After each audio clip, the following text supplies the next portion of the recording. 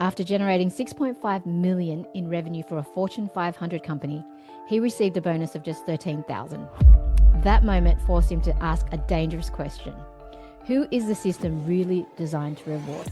I nailed it. Okay. It was 325% of my goal. It was well below the margin they wanted, and I turned it into a great margin and a story for the whole company.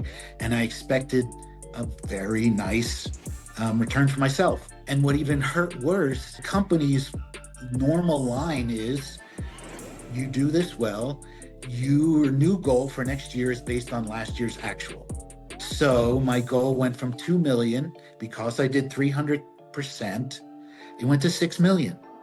And so I got this terrible bonus and I got punished for the next year and the year after that and the year after that. As an entrepreneur with a global team, one of my biggest challenges was managing international payments. I was stuck with high fees, slow transfers, and endless complications. Whether it was paying my team in the Philippines or buying products from Japan, I tried multiple banks and services like PayPal, but nothing seemed to work. Then I found Wise. The savings have been huge, and transfers that used to take days now happen in hours. It's fast, simple, and has become a vital part of my business strategy. If you're not using Wise for international payments, you're missing out on a game changer. Click on the link in the description to get started with Wise today. He's built companies with hundreds of employees, lost everything in a single week, rebuilt more than once, and became obsessed with understanding the hidden architecture behind money, business, and the decisions that shape our lives. Today, we're talking about why smart people stay trapped in systems that no longer serve them, the money lessons most entrepreneurs never learn, and how to create more options instead of more obligations. I'm Linda Vo, and this is Inspired by Success. Without further ado, let's welcome to the show, Neil Solomon. Hi, Linda. Thanks for speaking with me.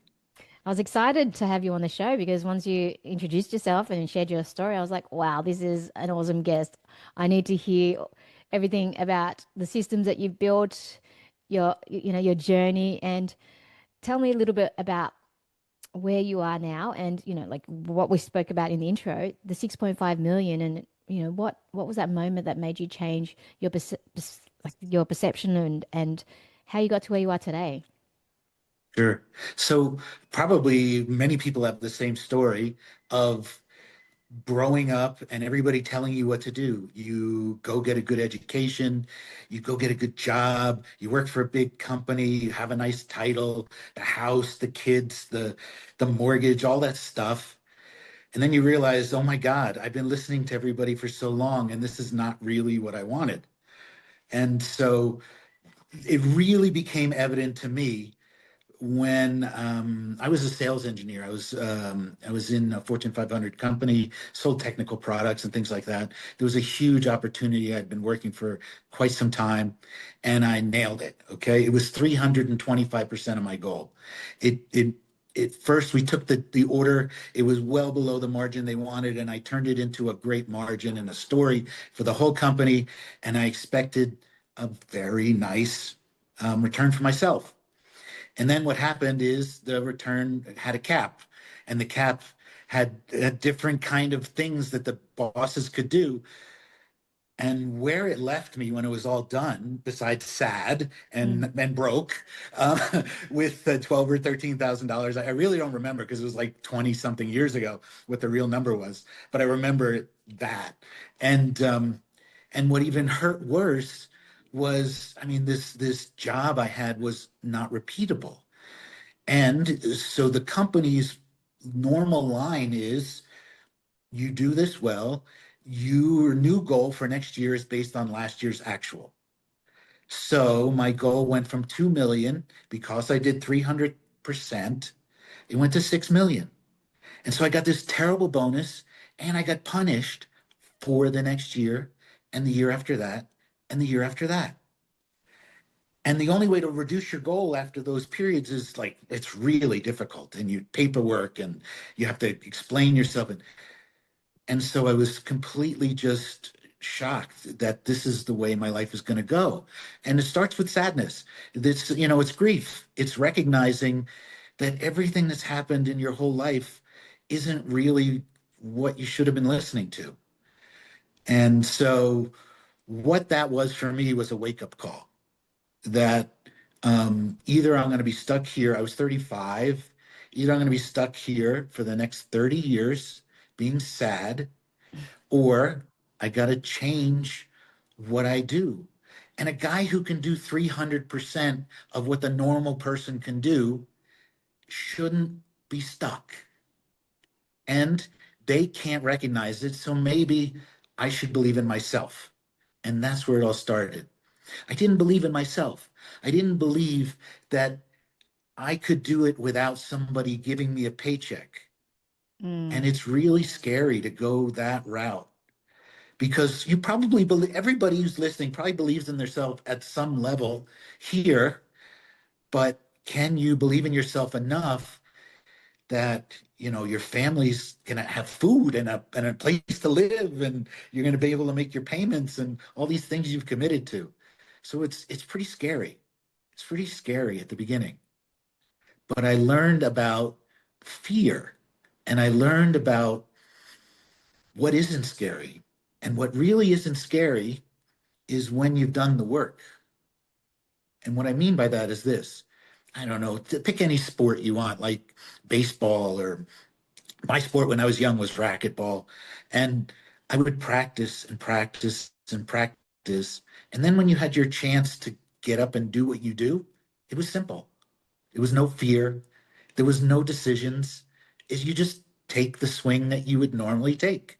And there it goes, like you've done 1,000 times. However, if you're that employee, which I was, I never took the swing. So I spent the next 3 or 4 years preparing. I learned so many different things. I read, I tried different things. I talked to people. I grew my network, all the things that an entrepreneur should be doing that an employee doesn't.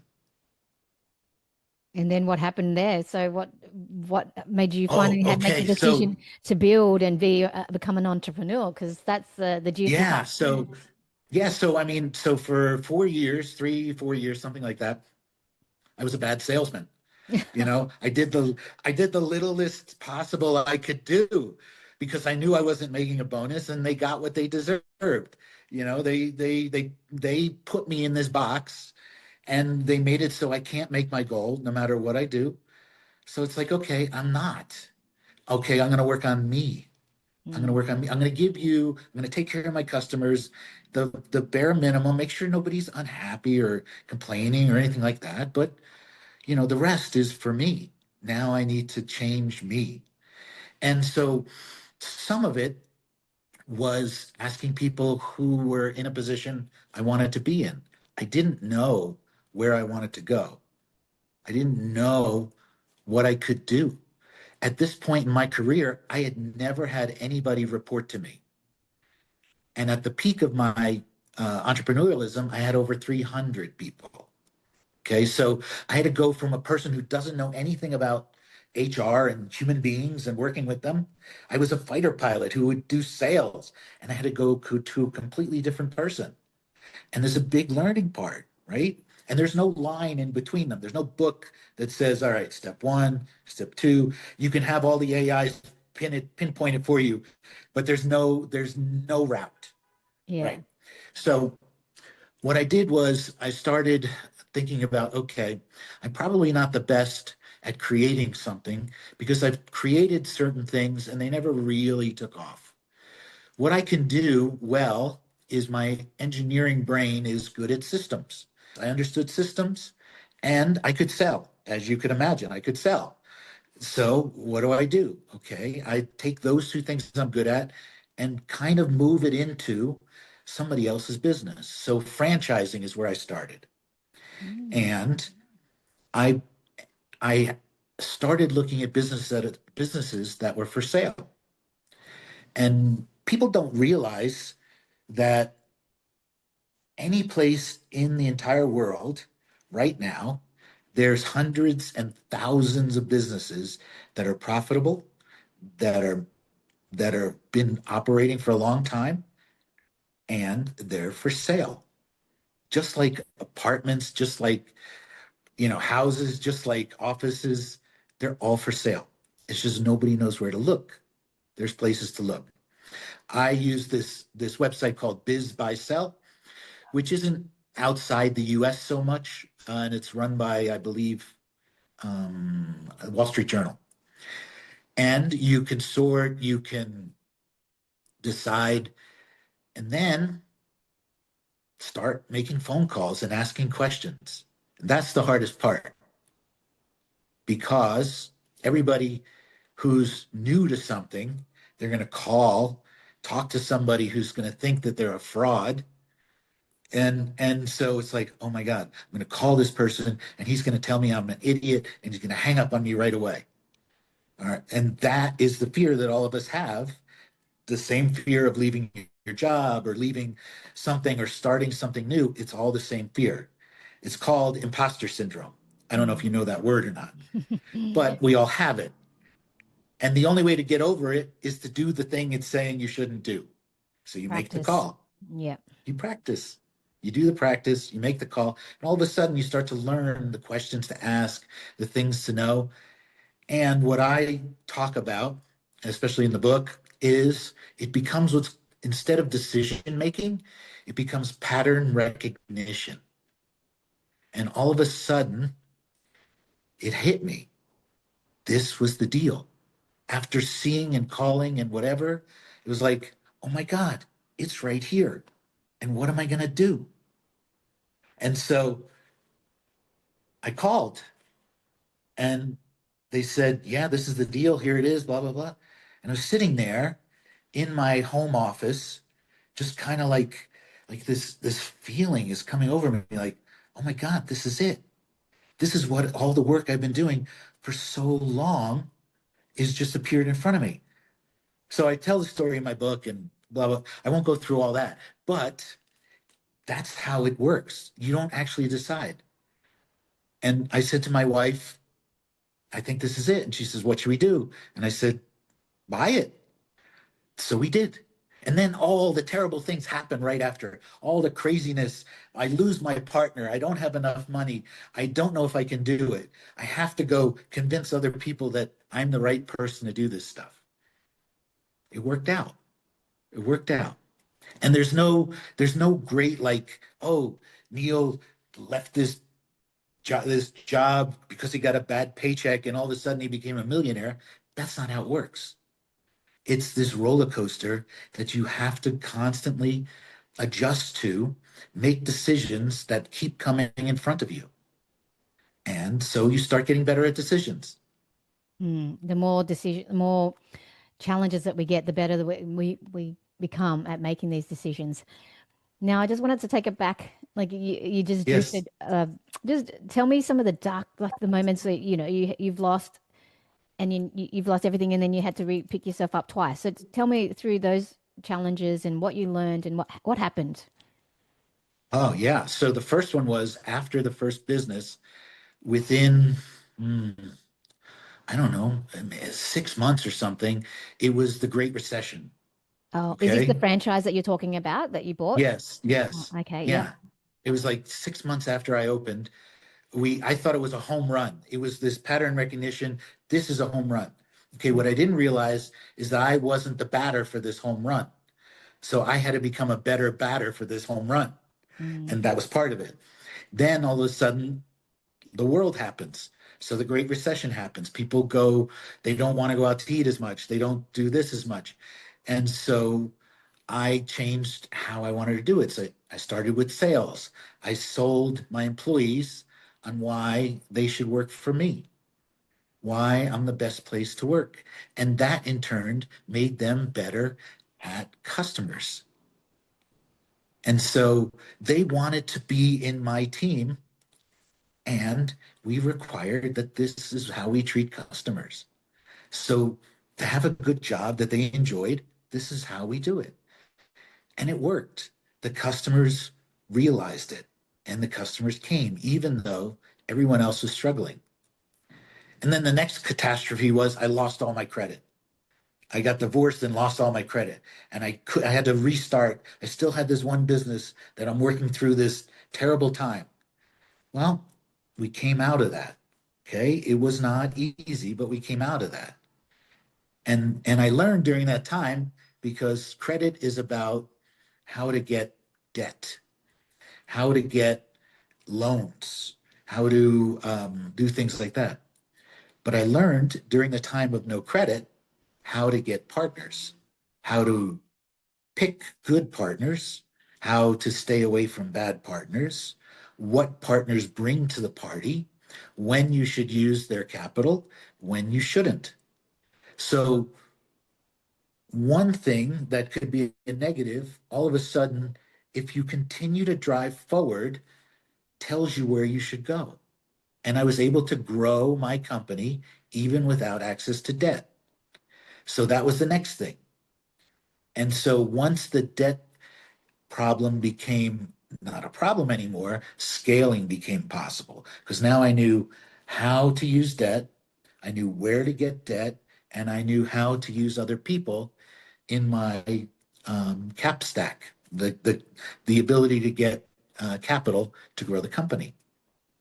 Oh, so you So got that investors. was Did you get investors into the company? Is that how you grew it? yes, Leverage. yes, yes. It was, but it was very small.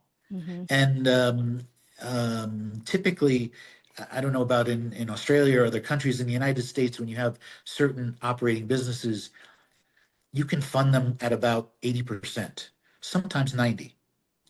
And so you only need 10% of the money. And if you only have a little bit and somebody wants to give you a little bit more, multiply that by 10.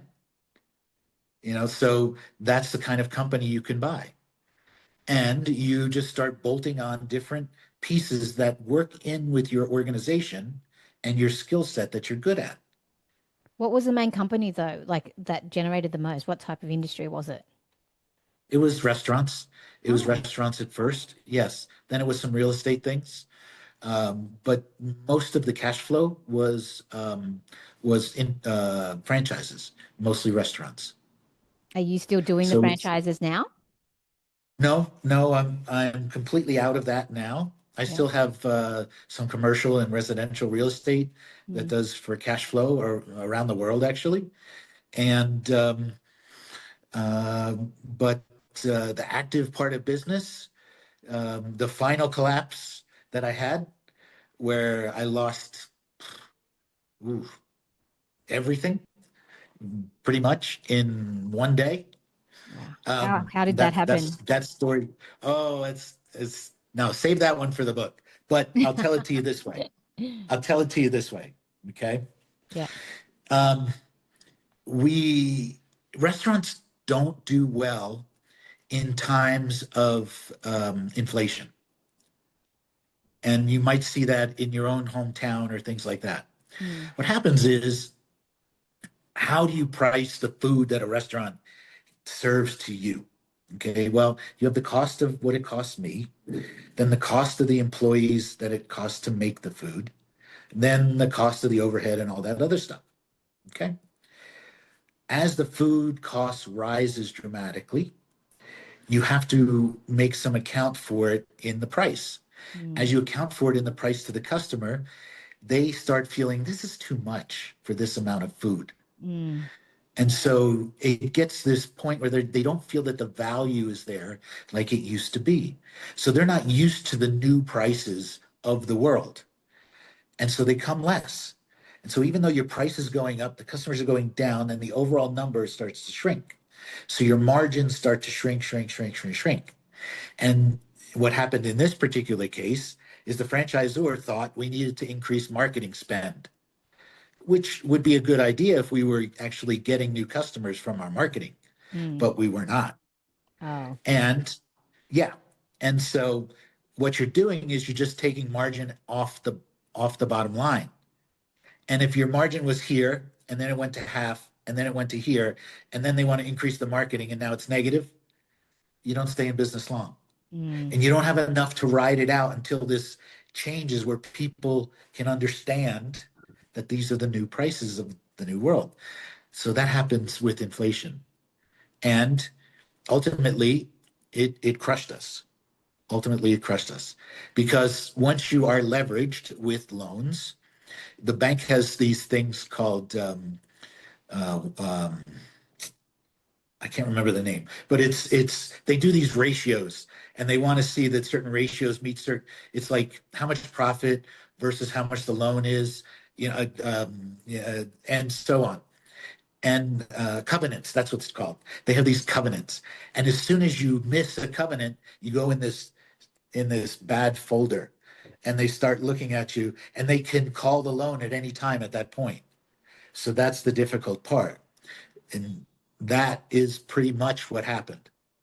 Wow. And how did you rebuild from nothing? Because, a lot of people give up after they've, hit bankruptcy or have lost everything. Some people get desperate. I've almost been there, and I can relate to this story too, especially when spending money on ads and just not checking the profit margins. And I've been there where I wanted to sell my business and I couldn't rid of it and it wasn't profitable. But I'm curious to know, how did you rebuild from a loss? Because some people don't get out of it. So tell me, how did you?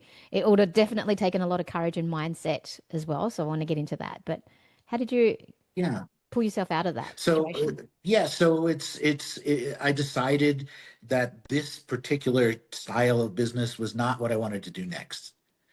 So the next style of business I wanted to do was international real estate.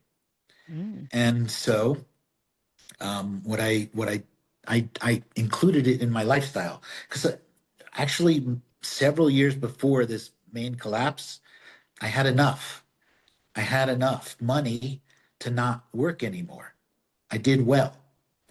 And so it wasn't a money thing anymore. And so it was now a lifestyle thing. And I don't need 300 employees anymore. It was nice when I had them.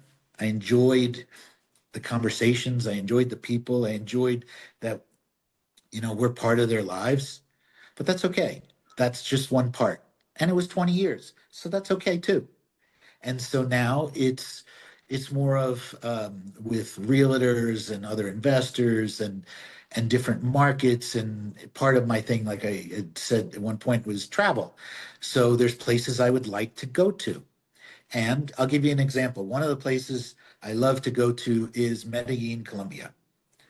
And most people are afraid of Medellin, Colombia because they remember Pablo Escobar back in the 1980s and all the gunfire and all the craziness. But it's actually one of the most beautiful places on earth. And I you can buy property there that does between 8 and 15% return on investment. There's no loans, so you do need cash in order to do it. So what I do is I have this apartment, I rent it out 9 months out of the year, and I live there 3 months out of the year, and it's free because the money that the apartment makes goes in a bank that's in Colombia, and the Colombian interest rates are typically around 10%. And so the money just keeps compounding. And when I go, it's much less expensive to live there, much nicer to live there than many other places in the world. And so if you were able to do that 3 or 4 times, there you go. There's your retirement plan for the rest of your life because you never need to earn money. You don't have to think about how to convert this pile of money they told you to get into something else.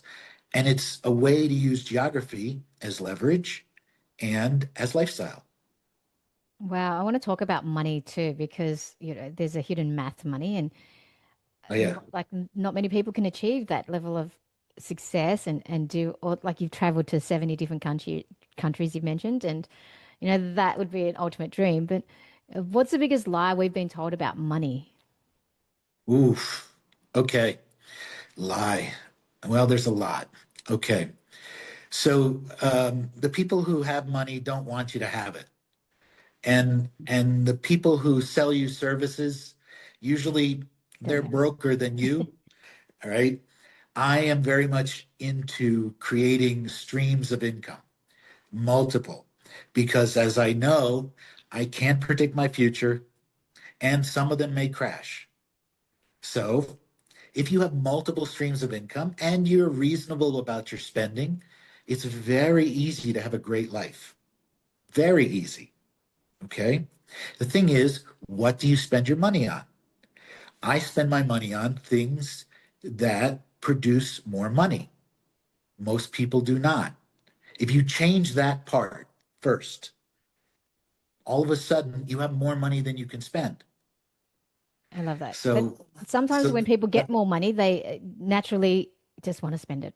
That's just the more money you make. absolutely. So I can relate to that. And what do you think that is? Is it a belief system, a mindset, or do we just have to keep on making more cash flow in order to and reduce the spending? Like, what's your advice on that?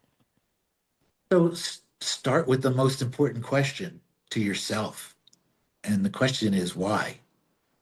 It's always why. Why is this important to me? Okay. So that's where you start. You don't even look inside yourself. And so when you answer the first why question, you have to ask the second one, why? Mm, And you just keep getting to the why, the why, the why. What I found in my life is my why is about curiosity. The things that I love the most are the things that I really know nothing about. The things that I've owned, the things that I've had, I've lost many times. So I don't treasure those things. Actually, I became a nomad back in 2018 and gave away everything in my life, like everything personally, everything. Sold the house, turned in the car. I had to give away my dog, which was the hardest part. I, all of my belongings went in a weekend, all of them. I mean, all of them. And people think that, wow, okay, Neil must have had a lot of grief. No, not 1 second of grief. What I had was this weight lifted off my shoulder that I'm really free. And so I want to compare this to something. I don't know how it was when you were young. When we were young, my mother would say, go outside and play with your friends and come back when it's dark. Okay. And hmm that's what we do. No homework, no, you don't have to check in. You are 100% free. Now, I want you to think about your life today. Do you have anything like that in your life where you're 100% free? Nobody's texting you, nobody's calling you, nobody's asking you for something. You are just completely disconnected, out playing with your friends and not thinking about anything. Oh, it's starting to get dark. Now I know I'm not free anymore because it's starting to get dark. That is the life that I think everybody really wants to get back to. Not that they have this beautiful purse, Mm, not that they take this wonderful cruise. That's not what they want. They want that feeling that they had of real freedom, that nobody's pulling at them. You see so many people who spend their small vacations in resorts lying on a chair, just really thrilled that nobody's asking for anything. And that's really not even free either. That's just, you're taking a rest. You're mm, just waiting for the next wave. mm. So the more you buy, actually, the harder it is to be free. The I more like that. you own, the more stuff, because it rents space in your brain. Mm. Oh, I got to take the dog to the groomer. Oh, the car needs an oil change. Whatever it takes up space in your brain. And the less is actually more freedom. So what's your why now? What's your deep level of why now that you've got rid of all those things, but you've traveled, you've got to do all these things. So what's your deep why now?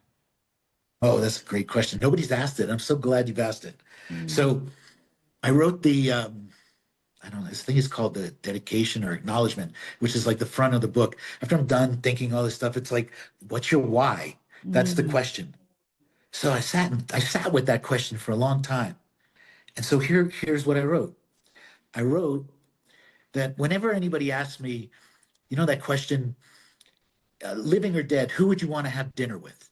mm, Have you ever heard that question mm. before? Yeah, I've asked it before. Yeah. Yeah.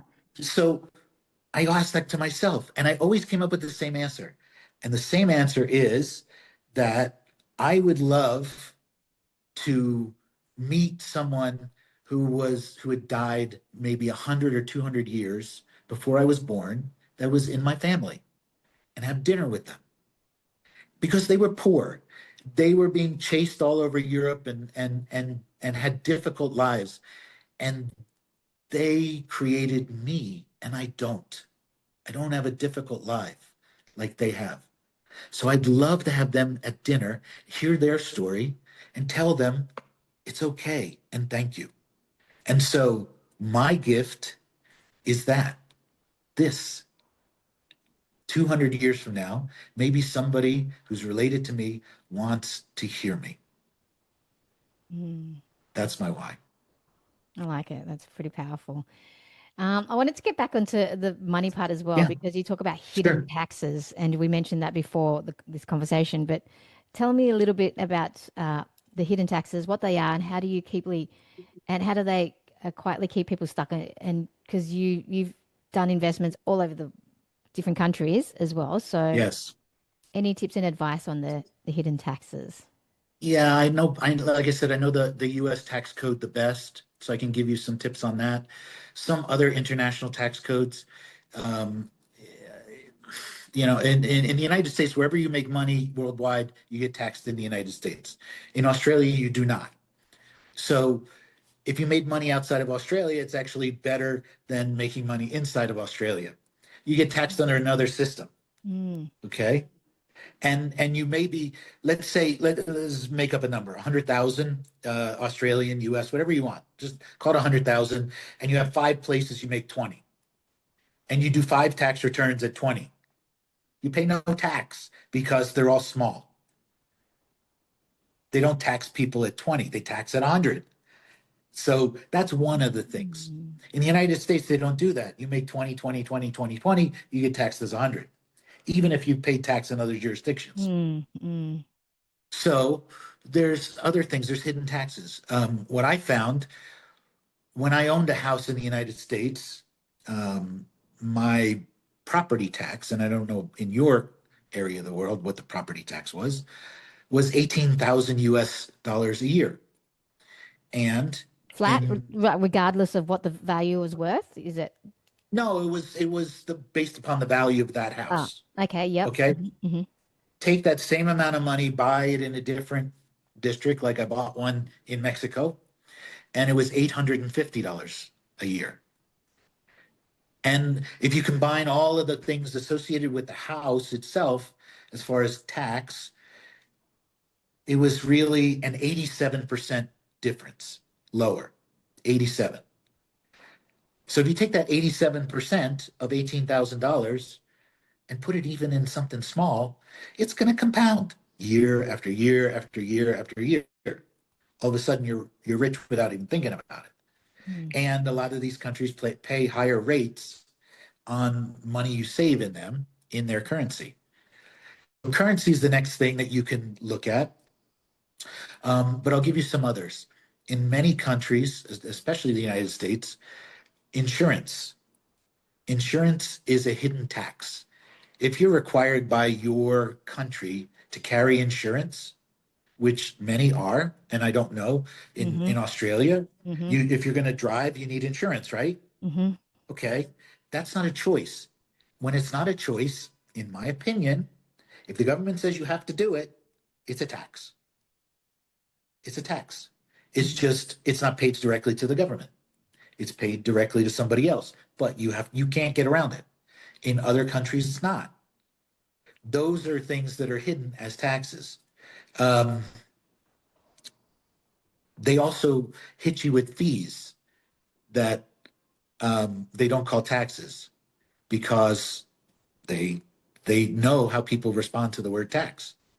I'll give you another thing in the United States. The United States is so busy with tariffs and things like that, and they're so concerned about saving certain groups of people who are in manufacturing mm, that they don't allow lesser priced vehicles to come into the country. mm. And I Wow. know in Australia you have BYD Yeah, that in brand. Yep, Australia. yep, yep, Yeah, BYD. Okay, yep. it's not allowed in the United States. Not allowed. Oh, wow. Okay. Okay. I own a BYD in Mexico.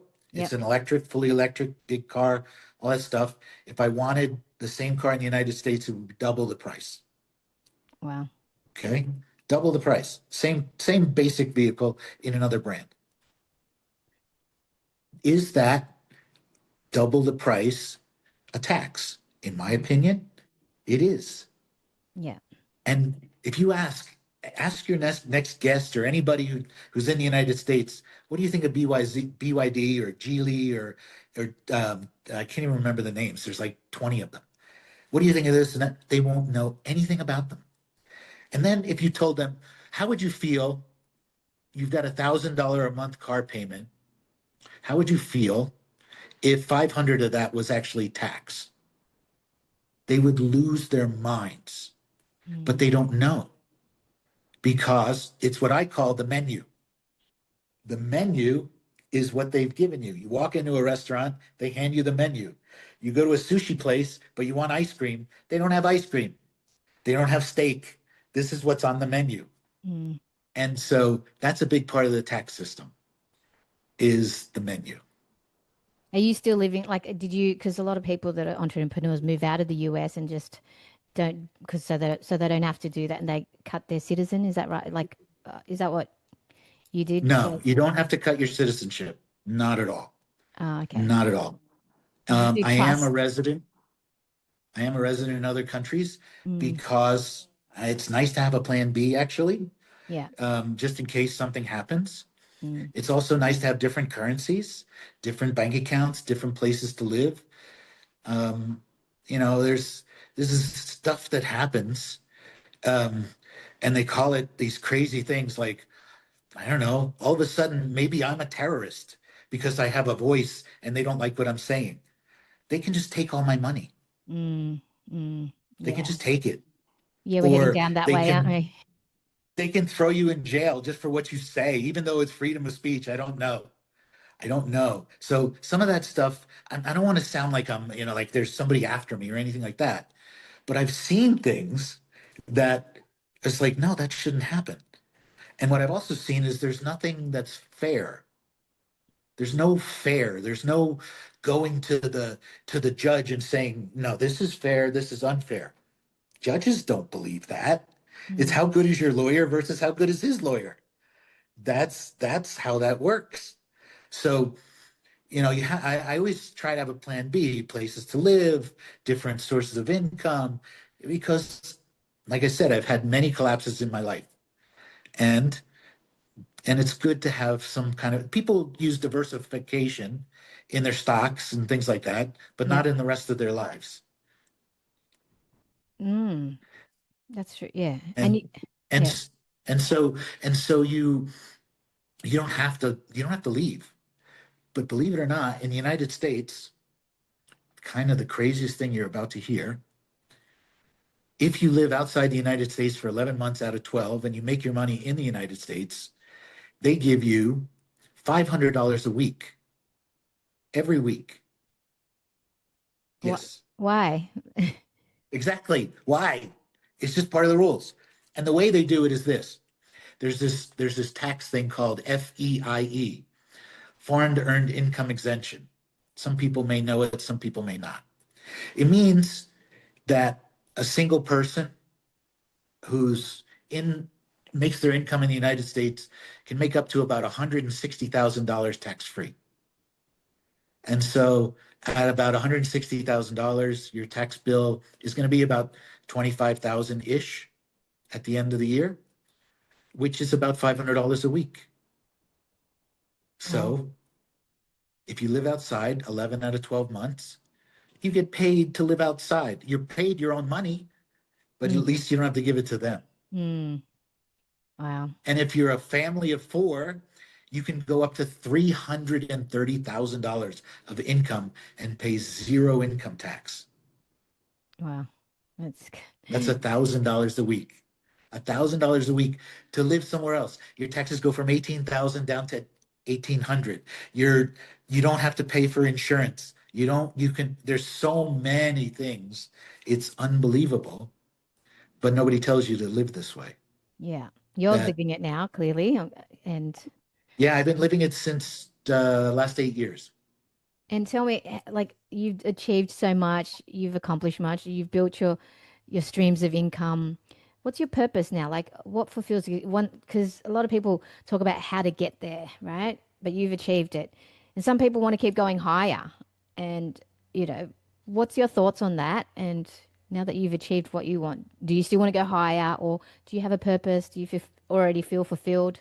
Tell me a little bit about that. Yeah, so maybe 15 years ago, I had enough, right?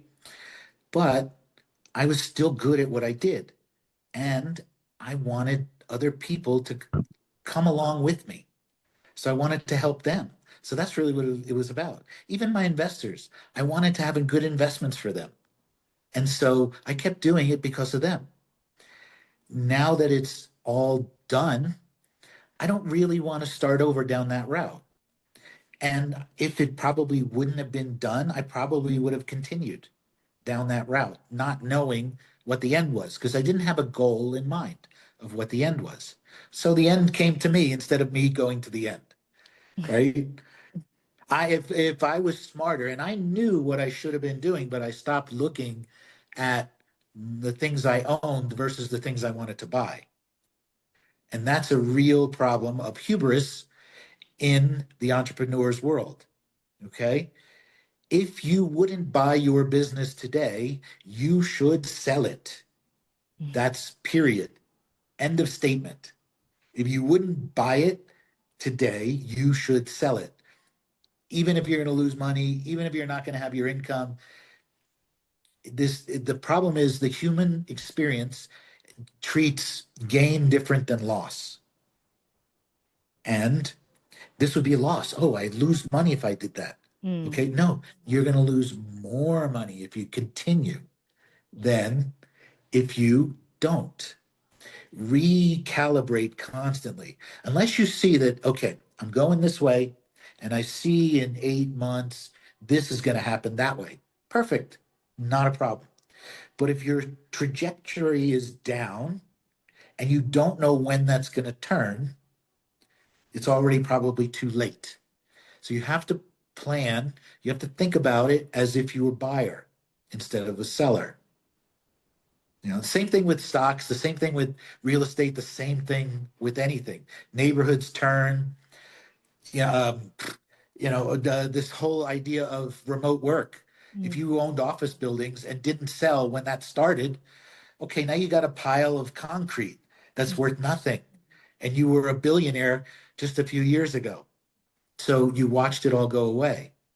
That's the kind of stuff that collapse actually helps. It helps you refocus. yeah. So this part of my life is about sharing ideas. That's really what it's all about. Mm. And so I like doing these podcasts. I like the interviews. I like writing. I like talking to people. I like to give them just a just an average guy's way of looking at the world. I like that. Do you have certain things and daily rituals that that you have to do just to help you? Because I believe for me, success is, if you're fulfilled in most of the key areas in your life, so your health, your wealth, your family, relationships, and spiritual. So, do you have any rituals or things that you can't live without? Rituals. Oh, Well, daily. friends. I mean, no, I mean it's really it's friends. I mean my thing is travel. My thing is Mm, travel. It's curiosity. It's learning. That's my thing. And and just because I'm good right now on money doesn't mean I'm good right now on everything else, right? mm. That's the way life is. I saw this one guy. He had this great line. It's called um, "Off Balance on Purpose." Okay, and he would give these speeches on a unicycle. He was on the stage, and he would give his whole presentation on a unicycle. And he would talk about if you're on purpose, if you know your purpose and you're moving towards your purpose, you have to be off balance. Something is out of order because the only way to move towards purpose is to lean forward into motion. And as you lean forward, something's falling back, something's not working. So you're always moving on purpose, but you're never in balance. Oh, Because wow. if you're in balance on a unicycle, you're going to fall over. So you have to always be moving. And that's Mm. really life. You're always moving. In balance, you're really, I mean, I need to sit in this chair and not move, right? Everything's in balance. Okay, the music's good. My skin is perfect. My relation, everybody comes to me. Yeah, I just stay right here because if I walk over there, I may stub my toe. And then Mm. life is not good anymore Mm. because now my toe hurts. Mm. Wow. What are you excited about for the future, though, now that you've accomplished so much? What excites you? Um, Really, what could turn out from this project I'm working on? Because it seems like people don't think the way I do. So when I talk to people about this stuff, they're like, "Wow, you're different." I'm like, Mm. "Really? I'm different?"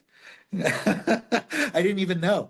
I just I just thought this is the way I think. Mm. So it's really refreshing to have these conversations. Yeah, because I could, as soon as I saw the intro, I thought, yep, definitely Neil is something special because, you get the standards, but different ways of thinking. It's your way of thinking stands out because it's unique, and that's awesome. Yeah. So I'll actually tell you, and you can try this on your own. It starts with humor to me, actually. It starts with humor because um, once you realize that there's this thing that I call architecture, think of a restaurant as an architecture and the menu inside of it, that you're only given a certain amount of choices. Mm. So there's an architecture of every country. There's a menu in every country. There's a menu in every church. There's a menu in every family. And there's all architecture. There's architecture in your house. Okay. There's only certain things you can do. If you want to go to the kitchen and you're in your bedroom, you have to exit your bedroom door, walk the hall, maybe downstairs, maybe turn right, and there's the kitchen. That is the menu. That's your only choice. You're not going to drill through the floor. You're not going to jump out the window. You're not going to break through the roof. Those are options, but they're not really. So you start with that. And then I think about why people believe that there's only this way. Okay. And take the BYD in the United States. They don't even know that they don't know. Okay. And now then I find it funny. I find it absurd. I find these things funny.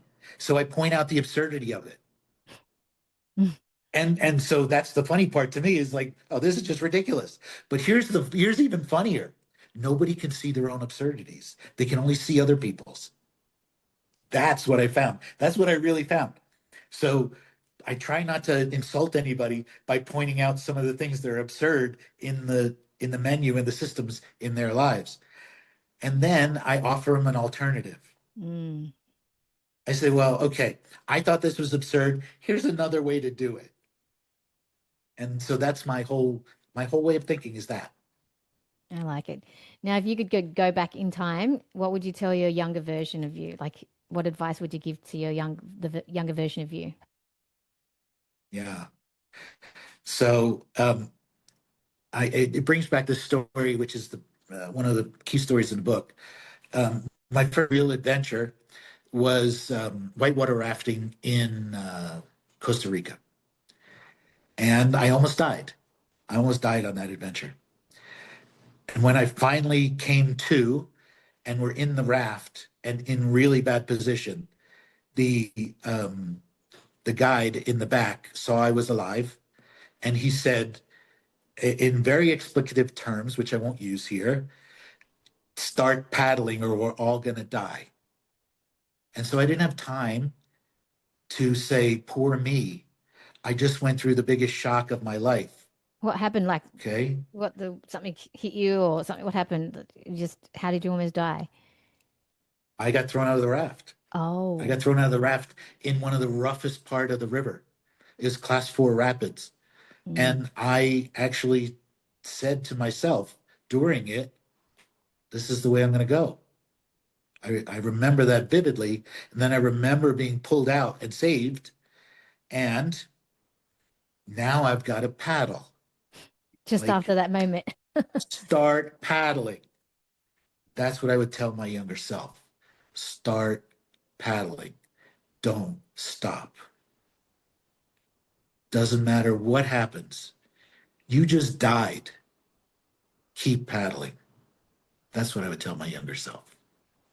Wow, that's pretty profound.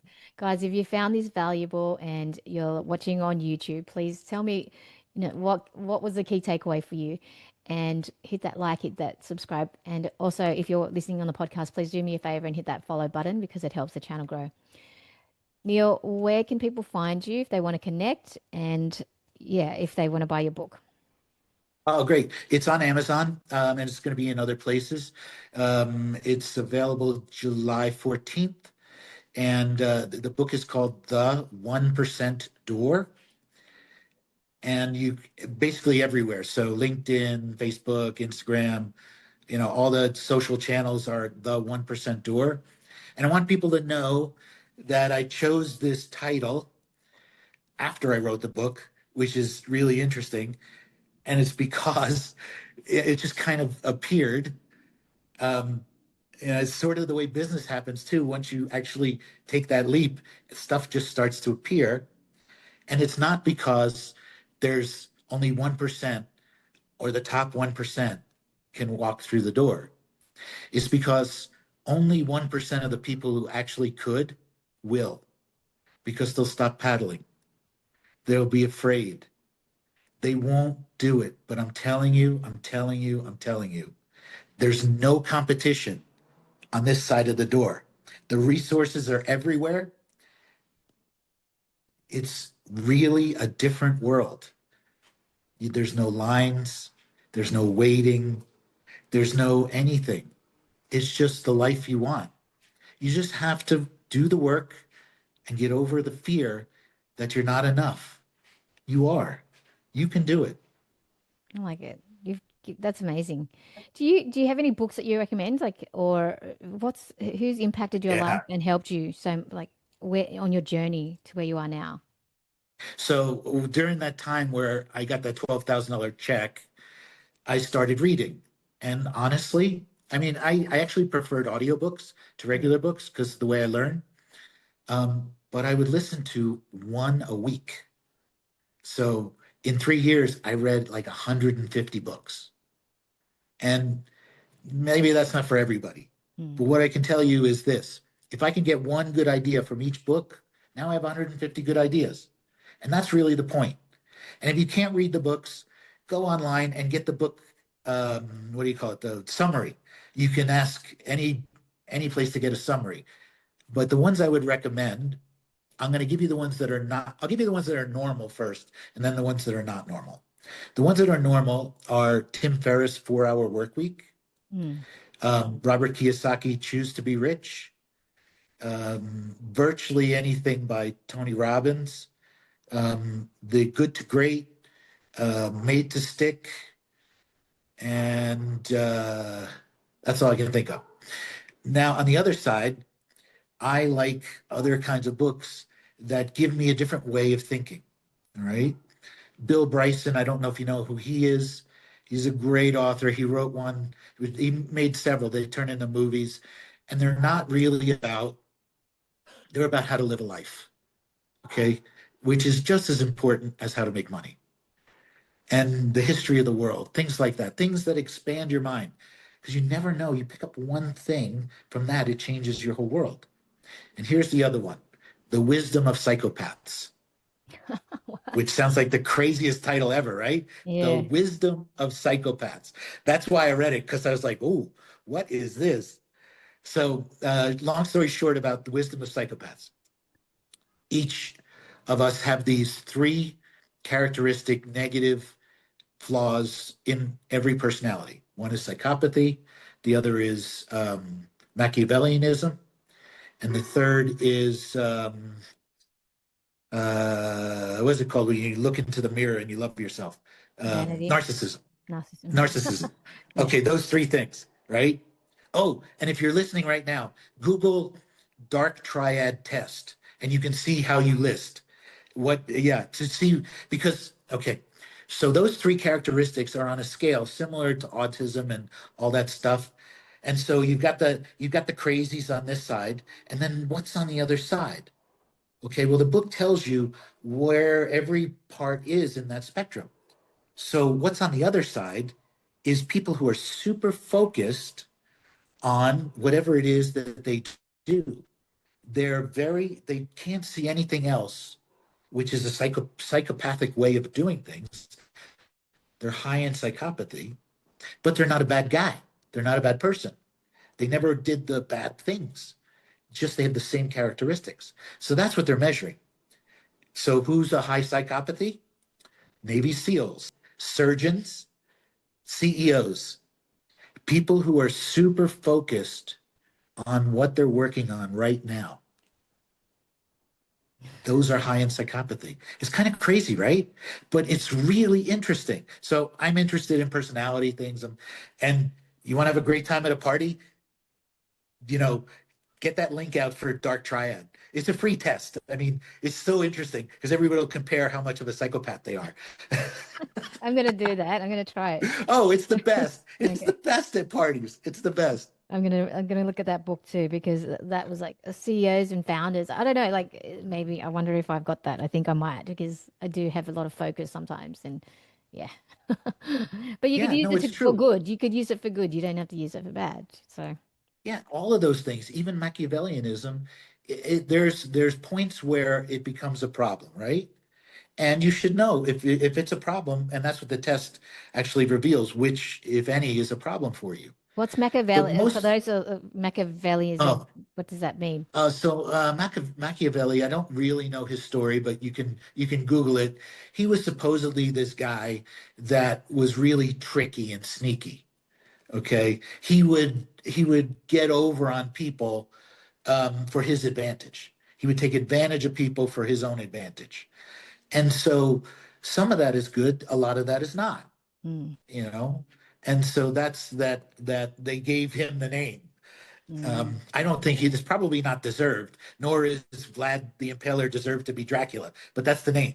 You know, this history has a way of doing those things. Awesome. I'm gonna look at that, look up that book and that test. Is there any key last pieces that you want to leave with the audience, Neil? Um, what I'd like to leave the audience with, if they should get to my website at some point, there's an assessment there, and it kind of gives you the point where you are. Okay. And then we offer some places where you can start learning.